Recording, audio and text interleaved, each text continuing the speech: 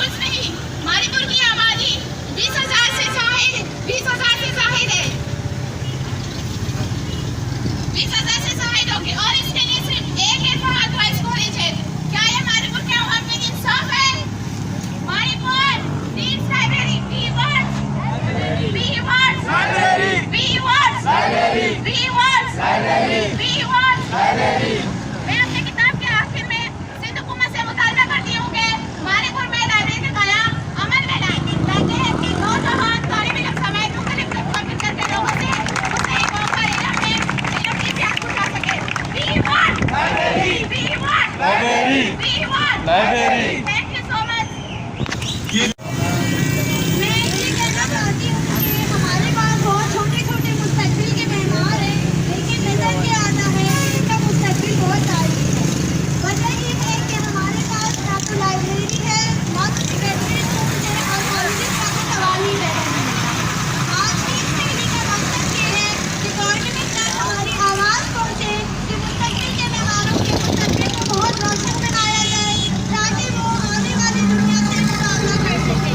मणिपुर की आवाम अपनी multi privilege education के लिए यकजहती का मुजाहरा आगे बढ़ा रही है। आप सब आवाम से गुजारिश है कि इस मुहिम में हमारा साथ दें, हमें तालीम से आरास्ता करें, हमारे मुस्तकबिल के मेहमानों को आगे तालीम की इस्तेमाल फराहम करने में बहुत एजुकेशन सेक्टर वालों का कि उन्होंने एक और इशू को उठाया कि बहुत अहम रहेगी और इससे भी ज़्यादा मैं शुक्रिया अदा करता हूँ अपने भारतीय दोस्तों का जो यहाँ गर्मी में तकरीबन 1 किलोमीटर वॉक करके वो इधर आए क्योंकि मेहमान अपने चला रहे और तमाम लोगों का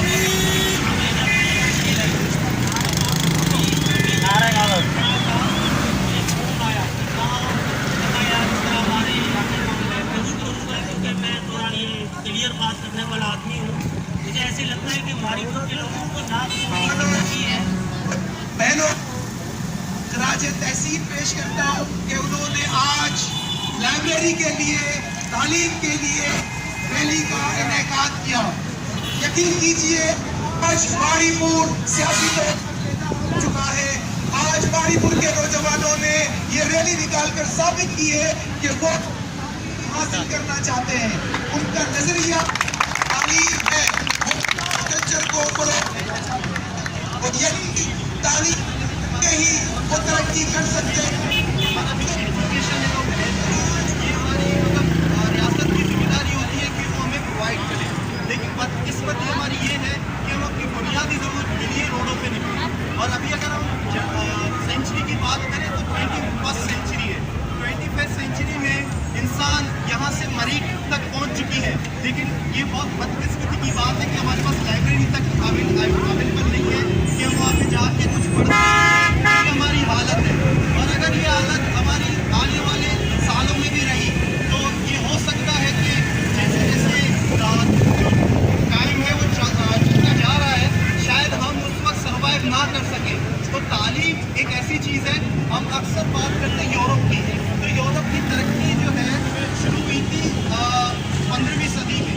15वीं सदी में लोगों ने किताब कल्चर को प्रमोट किया। जब यूरोप